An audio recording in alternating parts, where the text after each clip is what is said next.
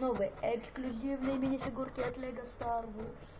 Новый Империус с супер миниганом, попадавшийся в пулебэгом, который я купил в Америке. Следующий идет из 5-го эпизода клон Мандалорец. У обычных не было пропечатки сзади. Вот так вот. Вот он обычный, да. Потом идет новый Джинезианец в новой броне. Вот такая вот броня, блин. Вот такая броня у него.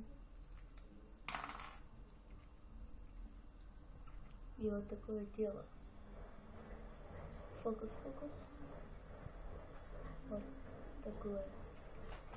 Дальше идет Джанго Фетт.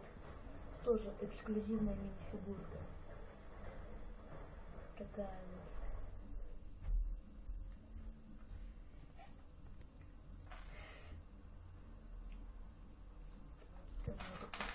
Потом идет Дарт Мол с черным световым мечом и механическими ногами. Сзади у него предлагалось в комплекте вот такая вот штука.